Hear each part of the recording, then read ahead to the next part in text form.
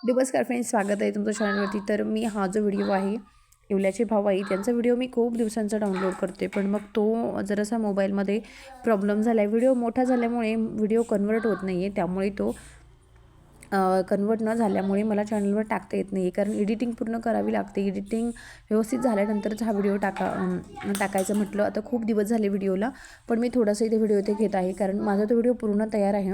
बरीचशी स्पेस जी आहे मला डिलीट करावी लागेल, तेव्हा माझा तो व्हिडिओ जो यूट्यूबवर जाणार आहे. तर त्याच्यामुळे मी हा व्हिडिओ इथे जरासा घेतलेला आहे.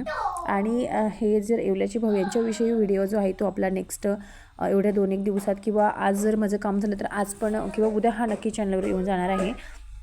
तर हॅचिंगसाठी हे काय काय काम करतायत आणि कशा कशा पद्धतीने यांनी फोन करून आपल्याकडनं अंडे घेऊन गेलेले आहेत आणि त्यांच्या मशीनमध्ये अंडे ठेवून ही पिल्लं तयार करणार आहेत. पिल्लं झाल्यानंतर ते व्हिडिओ आपल्याला पाठवणारच आहे. तर अशा पद्धतीने नवले पोल्ट्री फार्मकडनं ही अंडे घेऊन गेलेले आहे. तर काय झालं की मी सगळा व्हिडिओ काढला आहे, हे चॅनलच्या माध्यमातून आले होते आणि यांना मी सांगितलं होतं की लवकरच व्हिडिओ मी नक्की टाकणार आहे. आणि खूप दिवस झाले व्हिडिओमध्ये अगदी गॅप होत आहेत आणि खूप खूप म्हणजे अगदी मोठा गॅप होतो आहे व्हिडिओमध्ये. वाटत नाही की एवढा गॅप व्हायला पाहिजे, काम कंटिन्यू करावं असं नक्की वाटत असतं.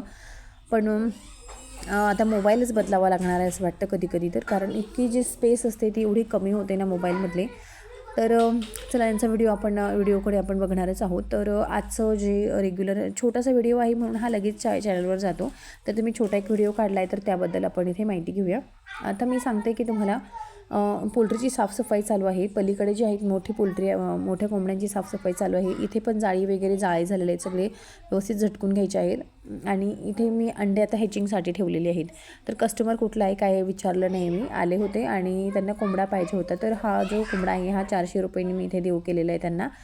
तर कस्टमर एवढं बिझी होतं ना की डायरेक्टली पोल्ट्रीत आलं आणि इथे आमच्या गावातले जे यांचे फ्रेंड्स होते जे इथे म्हणजे पोल्ट्रीची साफसफाई करत होते. तर अगदी घरातल्यासारखेच आहेत, पण येत असतात नेहमी, मदत वगैरे करू लागायला येत असतात. आणि तर तुम्हाला सांगायचं म्हटलं तर त्यांनी इथे कोंबडा पकडायला यांनी एंट्री दिली आतमध्ये. मी घरातून बाहेर येईपर्यंत इथे एंट्री पण झाली त्यांची आणि कोंबडा पकडायला पण लागले.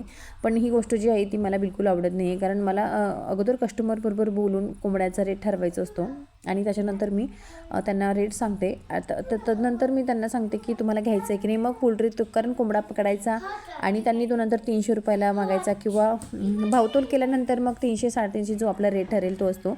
पण यांनी जे आहे ना, तर हे पहिलाच यांनी काय केलं की फोनवर बोलताच हाच कोंबडा पकड म्हणून फोनवर बोलत होते आणि त्यांना वाटलं की किलोच्या हिशोबाने कोंबडा आहे. पण किलोच्या हिशोबाने हे पहिले घेऊन गेले असतील हे. तर आता किलोच्या हिशोबाने मी देत नाही आहे, कारण मी इथे नगाच्या हिशोबानेच कोंबडा देते.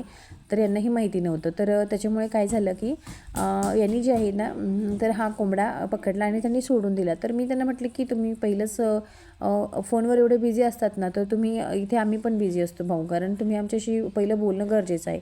मग तेव्हा त्यांनी तो फोन ठेवून दिला आणि मग म्हटले की नाही, मी फोनवर बोलत होतो, मला कळलं नाही, मला वाटलं किलोच्या हिशोबाने आहे आणि खूपच हलका कोंबडा आहे. आणि खरंच त्यांनी पकडलेला कोंबडा वजनाने कमी होता. तर तुम्ही कुठला पण कोंबडा न्या तुमच्या अंदाजे, तुम्ही रेट ठरवा आणि मग कोंबडा न्या, असं मी त्यांना म्हटलं. आणि त्यांना ते म्हणजे मी व्यवस्थित पद्धतीनेच म्हटले, कारण जर तुम्ही फोनवरती बोलून आणि तुम्ही काय माणूस समोरचं नाही काय बोलतो ते ऐकून घेत नसेल ना, तर ते असा बिझनेस मला म्हणजे अशा यांना जर मी इथे पोल्ट्रीमध्ये एक एंट्री देतच नाही आहे. आणि पहिलं बोलल्यानंतर मी एंट्री देते आणि पकडायला तर मी आता कस्टमरलाच लावते, कारण तुम्ही बघू शकता जेंट्स इथे 4 आहेत अवेलेबल आणि इथं यांना कोंबडा पकडणं किती मुश्किल जातं आहे.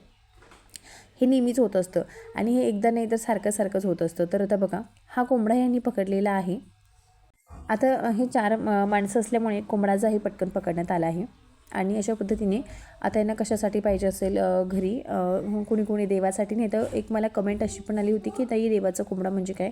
तर देवाला जो कोंबडा, देवासाठी कोंबडा कापला जातो, तर त्यांच्याविषयी पण मी ते एक शॉर्ट्स व्हिडिओ नक्की टाकणार आहे. तर देवासाठी म्हणून कोंबडा नेला जातो आणि देवासाठीच तो कापला जातो. तर अशा पद्धतीने त्याला म्हणतात की देवासाठीचा कोंबडा, म्हणजे तो कापतात आणि जेवण बनवतात त्याचं. तर त्याला कुणी म्हसोबासाठीचं स्पेशली कोंबडे जे आहेत हे कापले जातात. आमच्या भागामध्ये पण असं होतं की कबूल करायचं की असं केल्यानंतर एवढे कोंबडे आम्ही कापू आणि एखादी इच्छा पूर्ण करायची असेल आणि त्याच्यासाठी आम्ही इथे कोंबडा कापणार आहे. तर अशा कंडिशनमध्ये कोंबड्यांना नवस केला जातो आणि तो कोंबडा इथे कोंबडा कापला जातो. तर मला वाटतं कोणाची तरी कमेंट होती, मला आता लक्षात नाही आहे, पण त्यांचं नाव घेऊन मी त्यांना ॲन्सर करेल. तर बघा हा आमचा रिओ आहे. तर रिओ कोंबडा पकडण्यासाठी किती उत्सुक आहे, किंवा त्याला वाटत असेल की आमचा कोंबडा यांनी चालवलेला आहे. रिओ खरं तर रिओला मला तरी वाटतं की असं काही त्याला एवढं काळजी नाही आमच्या कोंबड्यांची, कारण तो कोंबड्या इथे म्हणजे दात वगैरे लावण्याचा प्रयत्न करतो आणि खाण्याचाही प्रयत्न करतो. तर त्या भाऊंना म्हटलं की इथं दोरी आहे, तर तुम्ही पाय बांधून घ्या, कारण कोंबडे पळण्याचे चान्सेस खूप असतात आणि कोंबडा एकदा हातातून निसटला की तो पुन्हा दुसऱ्यांदा हाती लागत नाही. हेच खूप सफळ कोंबडे आहेत. तर त्यामुळे कस्टमर मी एवढ्यात असं केलेलं आहे की कस्टमरला स्वतःलाच कोंबडा पकडायला लावणार आहे, कारण त्यांना तर घ्यायचाच असतो. खूप कस्टमर म्हणतात की आम्ही स्वतः पकडू, आणि मला म्हणजे मी फ्री होऊन जाते व्हिडिओ काढण्यासाठी. पहिलं कोंबडा मला पकडावा लागायचा, आणि आता घरी आर्यन असल्यानंतर खूप मदत होती. तर आर्यन नाही आहे तर मला ती मदत होणार नाही आहे, मला माहिती आहे. तर बघा रिओचं बघू शकता तुम्ही. तर रिओला जायचं आहे कोंबड्याच्याच मागे. तर बघा खूप आता त्याला बांधलेलं नाही आहे, आणि खरं तर दिवसा मी त्याला बांधून टाकते.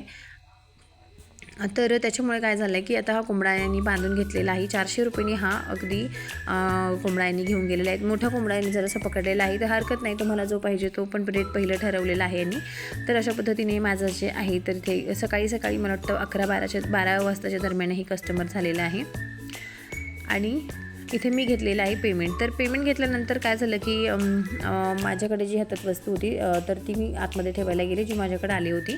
आणि आतमध्ये ठेवायच्या वेळी काय झालं, मी गेट पण लावायला विसरले होते, कारण पलीकडे कोंबड्यांचं साफसफाईचं पोल्ट्रीचं काम चालू आहे, आणि इकडे जे आहे ना हे गेट मला लावून घ्यायचं होतं. तर तेवढ्या झपाट्यामध्ये आमचा जो रिओ आहे तो आतमध्ये घुसला. तर बघा, तर हा खूप डेंजर आहे आणि हा कोंबड्या खातो हे मला माहिती आहे. तर रिओला बाहेर काढून देणार आहे आणि आता पोल्ट्री बंद करते. तर चला, तुम्हाला हा व्हिडिओ कसा वाटला मला कमेंट करून नक्की कळवा. डेली ब्लॉगमधलाच हा एक ब्लॉग आहे. व्हिडिओ आवडला असेल तर व्हिडिओला लाईक करा, चॅनलला सबस्क्राईब करायला विसरू नका.